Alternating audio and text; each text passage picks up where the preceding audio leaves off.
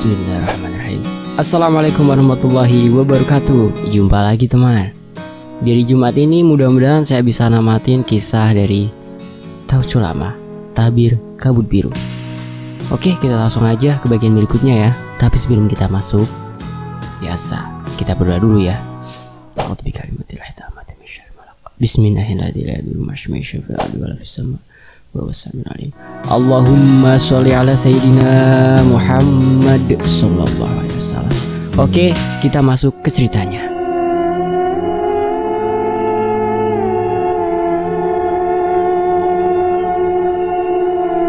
Sudah sebulan setelah liburan di Bali, aku kembali kepada rutinitas kehidupan sehari-hari.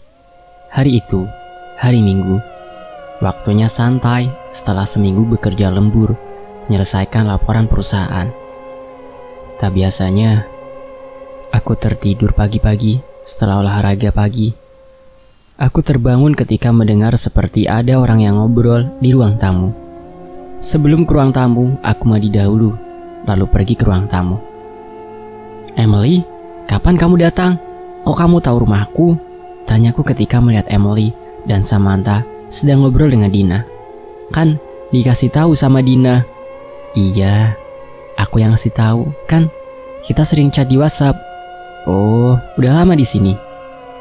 "Baru 15 menit." "Ada apa nih tumben main kesini?" "Ingin main aja sama mau ucapin terima kasih atas pertolongannya kemarin." "Bagaimana Samantha sekarang? Sudah tidak ada yang mengganggu?" "Saya baik-baik saja," kata Samantha. "Sebenarnya Emily ada perlu dengan kita," kata Dina. "Ada perlu apa?" "Kakak laki-laki saya menikah dengan orang Jakarta, tapi mereka sudah pindah ke Australia. Kakak saya membeli rumah di salah satu kawasan elit di sini. Kakak saya memberikan rumah itu pada saya, tapi rumah itu suka ada kejadian aneh. Saya minta tolong untuk diperiksa. Aku, Emily, dan Samantha rencana ingin buka butik, lumayan. Tempatnya strategis," kata Dina. "Kayak ada modalnya aja," kataku pada Dina. "Kan dari Emily," kata Dina. "Iya, hitung-hitung hadiah, karena kamu sudah bantu saya waktu di Bali," kata Emily.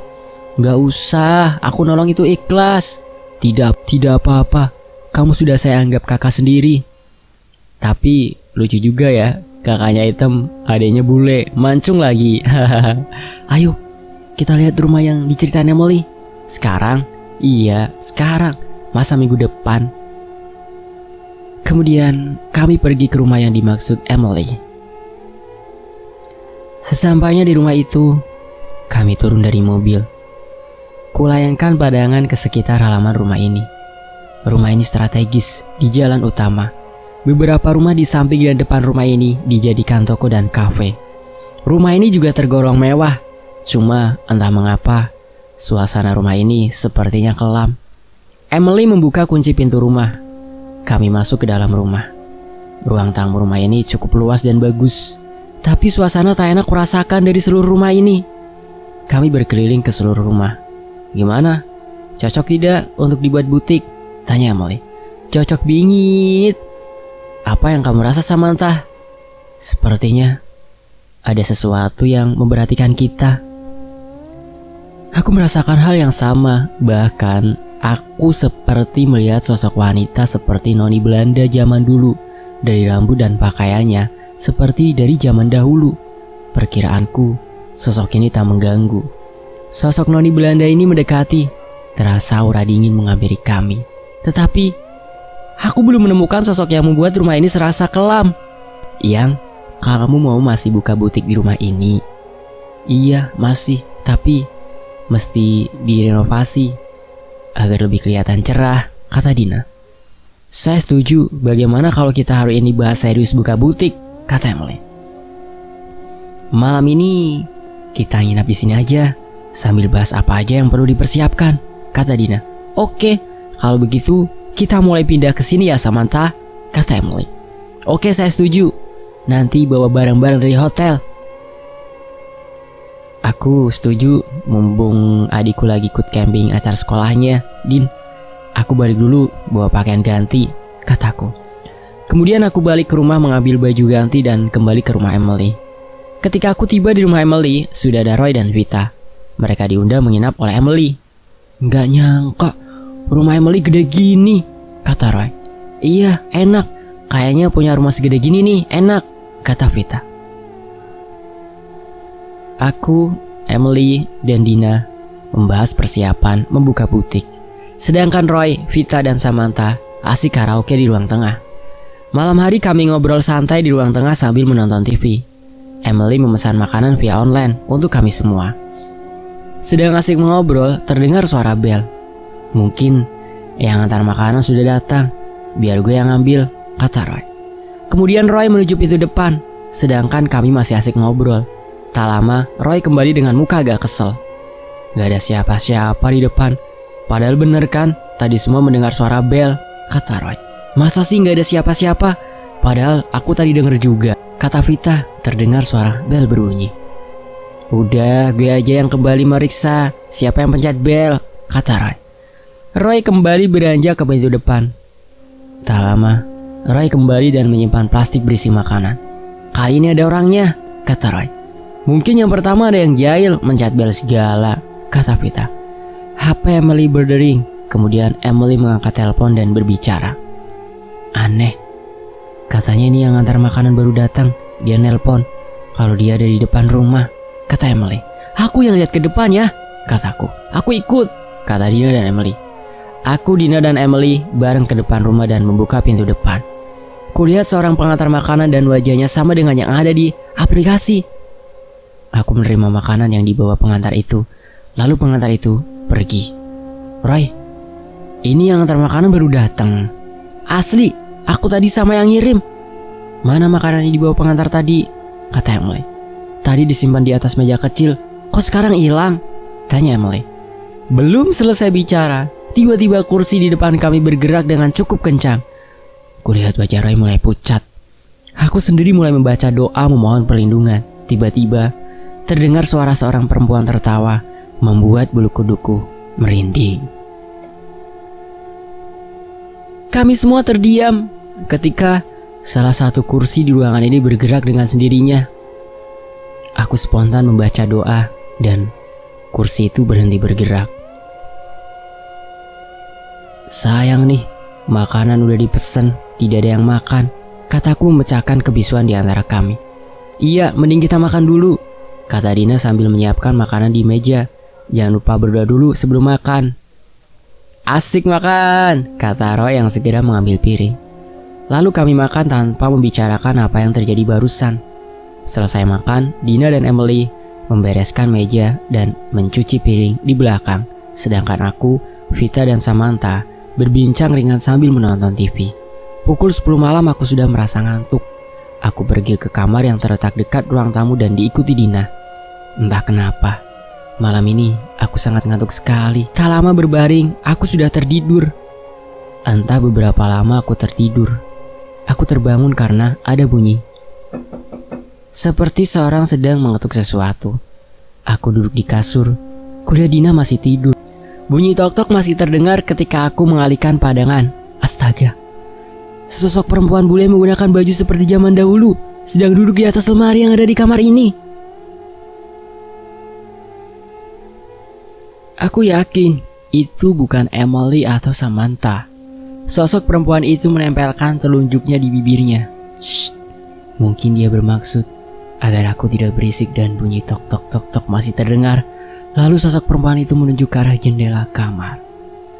Aku mengikuti arah telunjuk perempuan itu dan astaga. Di luar jendela aku melihat bayangan hitam besar dengan kuku-kuku yang panjang. Aku segera bangun dari tempat tidur.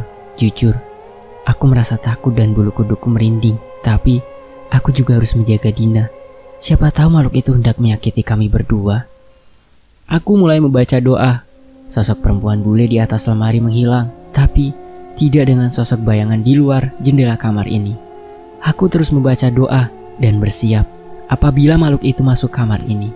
Tapi beberapa waktu makhluk itu berangsur menjadi samar dan menghilang. Aku bisa bernafas lega dan menghentikan membaca doa. Kulihat jam baru pukul 2 pagi. Baru aku mau berbaring kembali, tiba-tiba sosok perempuan bule seperti noni Belanda muncul di depanku. Membuatku kaget. Dia seperti memberi isyarat gawat atau apalah. Dan tiba-tiba terdengar jeritan seperti suara Vita. "Suara siapa itu, Andri?" tanya Dina rupanya. Dina terbangun mendengar jeritan Vita. "Mungkin itu suara Vita. Aku lihat dulu," kataku. Aku bergegas keluar kamar dan Dina mengikuti. Di luar kamar kulihat Roy, Samantha dan Emily sudah ada dan menuju kamar Vita. Samantha membuka pintu kamar. Vita dan kami melihat Vita sedang menangis sambil menutupi wajahnya. Kami semua menghampirinya. Dina memeluk Vita dan berusaha menenangkannya. "Apa yang terjadi, Fit?" tanya Dina. Vita tak menjawab dan hanya menangis. Samantha mencolek tanganku. Aku spontan melihat ke arah Samantha dan Samantha memberi isyarat dengan matanya agar aku melihat ke arah yang ia tuju. Aku melihat ke arah yang diisyaratkan Samantha dan sosok nona Belanda ada di sana seperti memberi isyarat padaku ada bahaya.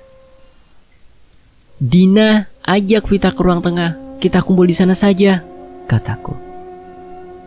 Dina menggandeng Vita ke ruang tengah. Diikuti kami semua. Sosok nona Belanda seperti memegang tanganku dan terasa dingin seperti es. Sosok nona Belanda ini menuntunku ke ruang depan. Samantha dari belakang mengikutiku. Tiba di ruang depan, kulihat sosok hitam membungkuk di ujung ruangan yang remang-remang, diterangi lampu dari luar yang terhalang oleh kain tirai. Aku segera menyalakan lampu dan kini jelas. Sosok itu sosok yang berbulu lebat dengan mata melotot berhidung besar, bertaring panjang, kukunya panjang dan menyeringai ke arahku dan Samantha. Makhluk itu menyeringai ke arahku dan Samantha, bersembunyi di belakangku. Walau sudah beberapa kali melihat makhluk mengerikan seperti ini, masih saja aku tetap merasa takut. Aku membaca doa sambil mendekati makhluk itu. Samantha yang ketakutan malah mengikutiku dari belakang. Aneh. Makhluk itu tiba-tiba menghilang. "Ah, kamu ngajak aku kesini, bukannya bantuin. Malah menghilang nih, nona Belanda," kataku pada sosok nona Belanda yang tak kelihatan. "Dia tak akan berani karena sosok makhluk itu lebih kuat," kata Samantha. "Kamu kok tahu?" tanyaku pada Samantha. "Itu sosok yang mengikuti aku sejak kecil." "Berarti sosok itu bukan nona Belanda kan? Kamu dari Australia?" Sosok itu mengaku mengikuti buyutku yang berasal dari Inggris, kata Samantha. "Pantas saja, orang bule ya, yang ngikutinya pasti bule juga. Dan pantas aja nggak ngerti kalau aku ngomong ke sosok itu. Mungkin sosok itu nggak ngerti bahasa Indonesia." Samantha pun berkata, "Namanya Liana. Dia beritahu aku kalau kamu orang baik yang bisa bantu aku dan Emily." "Bisa saja dia salah, tapi aku rasa kamu baik selama ini. Kamu tak pernah meminta uang, padahal kamu sudah menolong aku," kata Samantha. "Ya udah, besok-besok aku kalau nolong kamu mau minta uang untuk beli gorengan." "Hahaha, kamu lucu, masa minta uang buat beli gorengan, kan murah," kata Samantha. "Kau tahu gorengan murah? Emang pernah beli atau nyobain? Aku dan Emily sering beli gorengan." "Duh, parah ya, bule doyan gorengan, tapi ya sih gorengan enak. Nanti aku traktir kamu gorengan sama yang jualnya, biar puas makannya," kata Samantha. Aku tersenyum. Samantha jarang bicara, tapi pas bicara lucu juga. Aku kembali ke ruang tengah, kulihat Vita sudah tenang. Akhirnya kami terjaga sampai pagi sambil ngobrol dan minum kopi. "Bagaimana Andri? Rencana kita buka butik, sedangkan rumah ini ada penunggunya yang mengganggu," kata Emily. "Karena sudah lama tak diisi, mungkin harus mulai diisi biar tidak ada gangguan lagi. Sama dinyalakan lampunya, jangan gelap. Kalau gitu kita mulai renovasinya, sama aku cari orang buat nunggu rumah ini biar gak kosong," kata Emily. Aku kepikiran mau jual gorengan di halamannya, kata Samantha sambil tertawa. "Jual gorengannya bentuknya kafe biar sesuai dengan butiknya," kataku. "Setuju, sekalian buat kafe aja, biar gue dan teman-teman yang lainnya pulang kerja atau ada meeting bisa sekalian di sini," kata Roy. Aku setuju. "Aku nambahin modalnya ya," kata Samantha. "Tapi nanti jangan cash bond ya," kataku pada Roy. "Haha, bolehlah sama temen kali-kali cash bond." "Kapan dimulainya nih? Pertama-tama mesti direnov nih," kata Dina. Secepatnya lebih baik. Ya udah, besok aku hubungi temanku, dia pengalaman di bidang renovasi dan desain interior. Kasih tahu aja kalau kamu sudah hubungi teman kamu. Siap ya, semua deal ya, kata Dina. Deal, jawab kami semua kompak. Emily makin akrab dengan istriku, Dina. Bahkan ketika waktu istirahat kerja, Emily sering datang ke kantor untuk bertemu dengan Dina, membahas butik yang akan dibuka. Renovasi rumah Emily sudah dimulai, walau ada gangguan renovasi terus berjalan. Emily menyuruh Mang Dadang untuk menunggui rumah yang sedang direnovasi.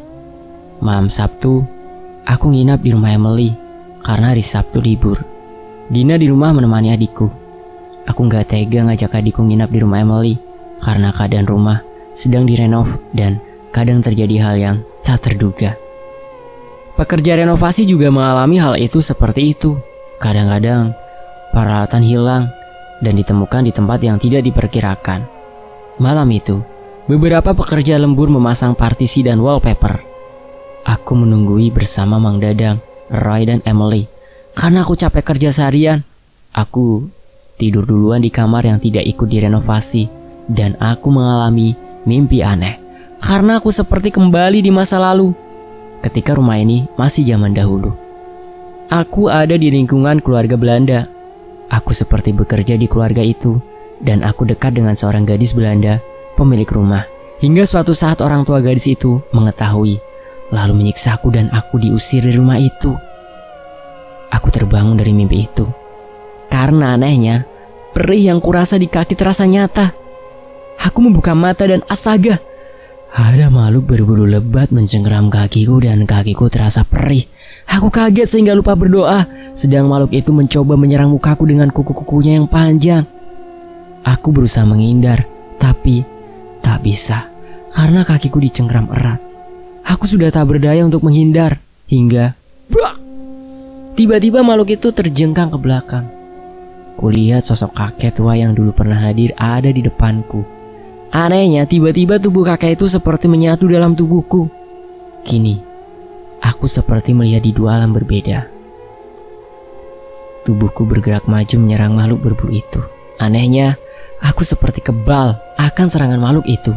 Bahkan pukulanku membuat makhluk berbulu itu jatuh dan berteriak kesakitan. Kulihat makhluk itu kabur keluar kamar. Aku mengejarnya. Makhluk itu keluar menuju halaman dan masuk ke dalam pohon besar yang ada di halaman. Pergi dari rumah ini, atau kuhancurkan kamu dengan rumah kamu di pohon ini, kataku. Baik, aku pergi, tapi jangan kau tebang pohon ini sebelum besok pagi, muncul suara dari dalam pohon. Aku kembali ke dalam rumah. Ternyata Mang Dadang mengikuti aku. Kuliah jam sudah pukul 3 dini hari yang kerja sudah pulang. Roy tertidur di ruang tengah dan Emily tidur di kamar yang lain. Ada apa, Den? Tanya Mang Dadang. Gak ada apa-apa, Mang. Pasti Den Andri diganggu sama penunggu di sini ya? Iya, tapi gak apa-apa. Udah kabur yang ganggunya. Syukurlah kalau tidak apa-apa. Ya udah, Mang. Aku mau tidur lagi. Esok harinya, pekerja sudah mulai bekerja lagi. Selesai mandi, aku mau mencari sarapan. Tapi ternyata di meja makan sudah tersedia makanan. Nih, aku sudah siapkan makanan untuk sarapan, kata Emily. Wah, kayaknya enak-enak nih. Ayo kita sarapan. Aku sarapan dengan Emily. Dan tak lama kemudian Roy bergabung dengan kami sarapan. Aku agak merasa sedikit heran ketika sarapan. Emily sering memperhatikanku. Tapi ketika aku melihat ke arahnya, dia langsung mengalihkan arah pandangan matanya. Selesai sarapan, aku mengutarakan maksudku pada Emily untuk menebang pohon besar di depan. Emily memperbolehkan. Lalu aku ke pekerja renovasi bermaksud meminjam kampak dan gergaji. Lebih baik jangan ditebang, Pak. Teman kami yang kemarin akan menebang kini sakit, kata salah satu pekerja padaku. Gak apa-apa, kalian bantu aku ya. Aku jamin gak akan terjadi apa-apa. Bismillahirrahmanirrahim. Mereka ragu-ragu, tapi sepertinya mau menolak sungkan. Aku mengambil kapak dan mulai menebang pohon besar itu sambil berdoa. Baru kemudian beberapa pekerja membantu aku hingga akhirnya pohon itu tumbang dan dipotong menjadi beberapa bagian agar mudah dibuang. Setelah selesai menebang pohon, aku duduk di kursi melepas lelah. Emily membawakanku segelas minuman dingin yang kemudian aku minum. Lagi-lagi, aku heran ketika Emily seperti memperhatikanku dengan seksama, tapi aku tak berani menanyakannya. Setelah istirahat sebentar, aku membantu Mang Dadang beres-beres barang. Roy malah berlagak menjadi mandor dan gayanya kadang bikin aku tertawa. Dina datang pada siang hari dan kemudian ngobrol panjang lebar dengan Emily. Aku merasa kecapean, pergi ke kamar dan tertidur. Dalam tidur aku merasa ada yang membelahiku dan mendekapku. Aku pikir itu Dina. Aku membalikkan badan bermaksud untuk memeluk Dina, tapi ternyata tidak ada siapa-siapa di kamar ini selain aku. Lalu tercium parfum yang tak aku kenal. Aku hafal betul parfum yang dipakai Dina. Ini bukan parfumnya. Aku bangun dari tidurku dan keluar kamar. Hari sudah sore. Pekerja sedang membereskan peralatan. Sepertinya pekerjaan renovasi telah selesai. Kini, ruangan di rumah ini terasa nyaman dan lebih terang. Dina dan Emily sedang membereskan ruangan yang akan dijadikan butik. Roy dan Mang Dadang ikut merapikan meja, pajangan dan tempat baju yang akan digunakan di butik. Baru bangun yang, kata Dina padaku sambil mengecup pipiku. Iya, bau asem, Gi, mandi dulu. Entahlah, beres bantuin, nanti bau asem lagi keringetan beres-beres barang, kataku. Ya udah, ini diangkut, disimpan di sana. Aku mengangkat dus-dus yang berisi baju yang akan dipajang. Pesanan lemari kaca dan lain-lain datang dan kami sibuk membereskan. Pukul 8 malam, semuanya sudah beres. Aku mengajak Dina pulang karena khawatir adikku di rumah sendirian. Emily meminta kami menginap, tapi aku bilang aku dan Dina besok akan datang lagi mempersiapkan opening butik. Sebelum pulang, aku mandi dan kemudian makan malam bersama. Aneh. Ketika aku makan, kembali seperti ada yang mengusap rambutku lembut. Kulihat di sebelahku Dina sedang asik memakan, dan di seberang meja Emily sedang berbicara dengan Roy sambil makan. Siapa ya? Aku melanjutkan makan dan melupakan hal itu. Setelah beres makan, aku dan Dina pamit pada Emily untuk pulang ke rumah. Dina cibaka-cipiki dengan Emily. Aku dan Emily bersalaman dan aku merasa heran. Ketika bersalaman, pandangan mata Emily terasa berbeda. Sudahlah. Aku pergi menuju mobil dan pulang bersama Dina. Kamu ngerasa gak ada yang beda dengan Emily? Kataku. Enggak, sepertinya normal aja. Apa kamu naksir Emily ya? Kata Dina. Enggak lah, yang jelas Emily bukan tipe aku, kataku. Padahal Emily suka lo sama kamu, kata Dina. Ngaco, beneran. Dia bilang ke aku gitu, kata Dina. Kenapa malah kamu dekat dengan Emily? Harusnya kamu menjauh, kataku. Buat apa? Dia suka kamu karena baik. Dia terus terang gak akan ngerebut, malah merasa seperti keluarga dengan aku, dengan kamu, dan menganggap aku dan kamu seperti kakaknya sendiri. Dia berasal dari keluarga broken home, bahkan dengan orang tuanya tidak dekat. Lalu bertemu Samantha dan bersahabat. Lalu ketemu kita dan merasa seperti bertemu dengan keluarga baru, kata Dina. Kok kamu tahu banyak tentang Emily? Kan dia sering curhat, bahkan curhat kalau Roy pernah nembak dia, tapi dianya gak mau. Dia trauma dengan pernikahan orang tuanya. Terus lihat kita menikah, dia sering tanya bagaimana perjalanan kita sampai bisa menikah. Ya aku cerita apa adanya. Akhirnya pikiran dia terbuka. Dari dulu yang dia pikir pernikahan itu menyakitkan, kata Dina. Baru tahu kalau cewek curhat panjang lebar. Emang kalau cowok curhat bagaimana? Aku gak pernah curhat apalagi sama Roy. Oh pantes kamu gak bilang waktu di Bali Emily pernah ngecup pipi kamu kan? Kok kamu tahu? Emily yang cerita dan dia minta maaf.